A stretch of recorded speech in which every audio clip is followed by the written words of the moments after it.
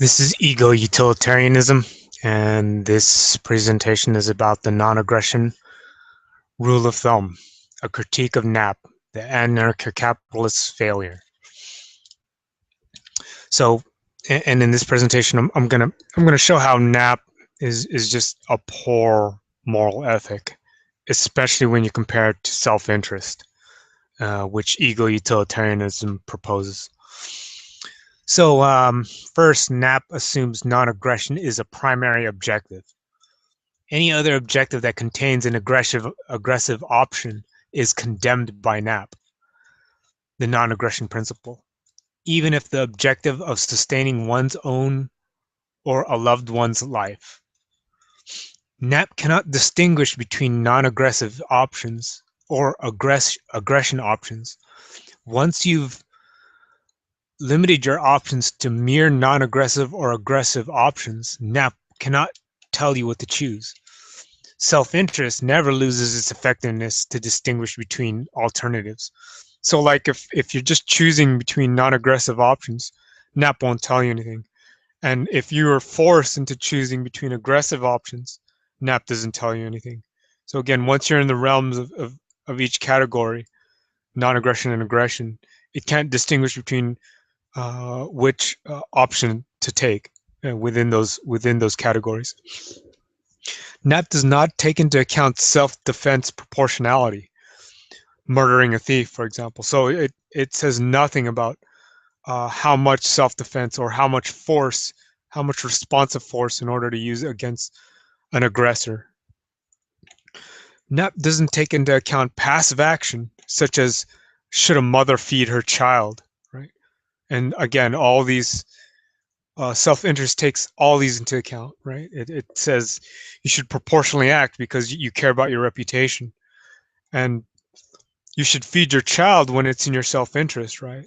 There can be extreme circumstances where you wouldn't want to feed your child if somehow feeding your child took up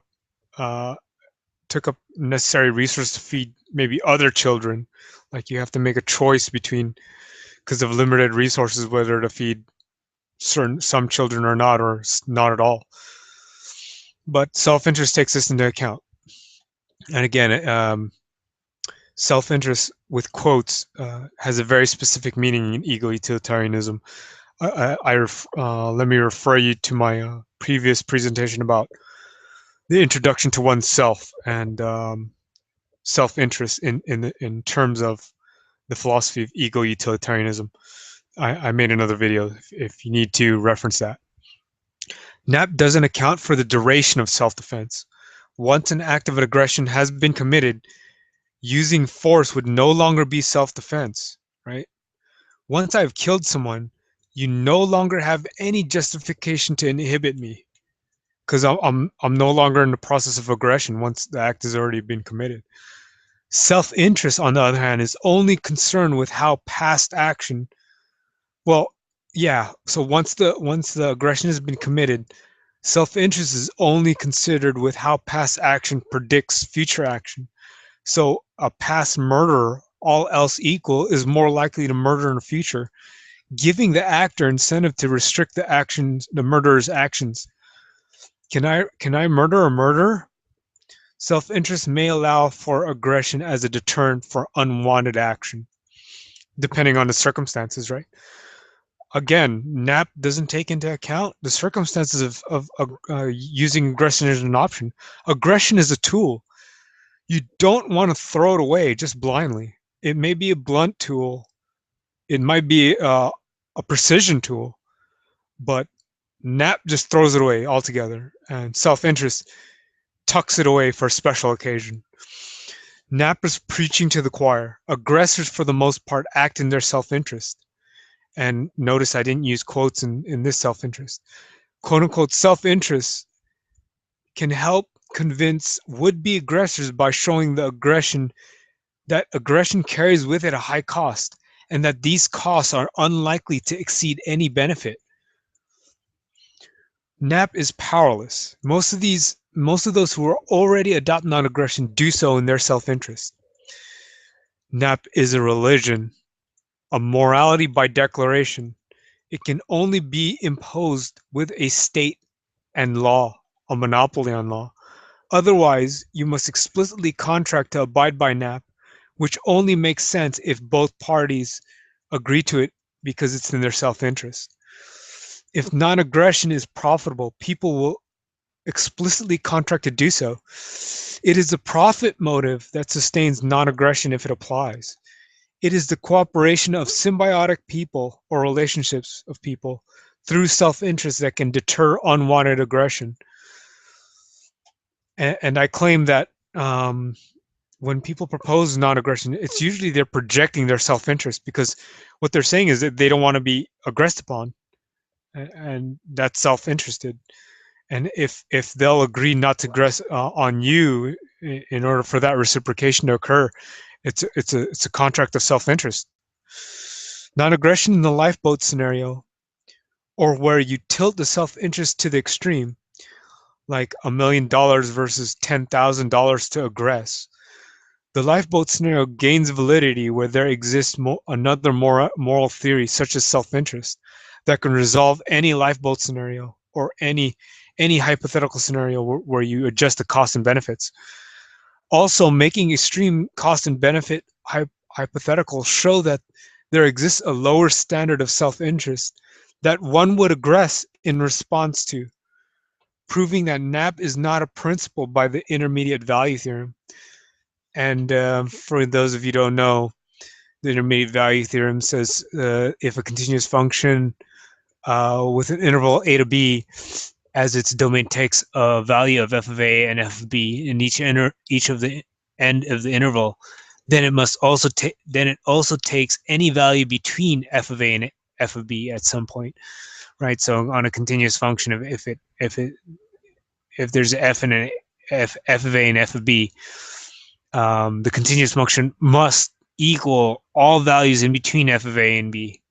So, and just if that's too abstract for you, let me illustrate this using a Churchill quote. So he says, "Madam, would you sleep with me for £5 million, socialite?" "My goodness, Mr. Churchill, well, I suppose we would have to discuss terms, of course." And Churchill responds, would you sleep with me for £5? And the woman replies, "Mr. Churchill, what kind of woman do you think I am?"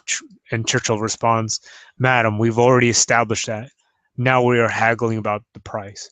So you see, you replace the sleep with me with aggression, or anything you can think of, but in with respect to this presentation, aggression. So if you would replace this part of the phrase with "sleep with me" with aggress upon this person, and I could adjust this amount to any amount, $1 trillion, and I could adjust the aggression to something very low, like kick someone in the shin for $5 million. I would do it, and anyone who's rational, unless they're already rich, on a random person would do it. Even their mom, I'd kick my own mom in the shin for $5 million. And this proves, like I can pick an absurdly low reward or benefit.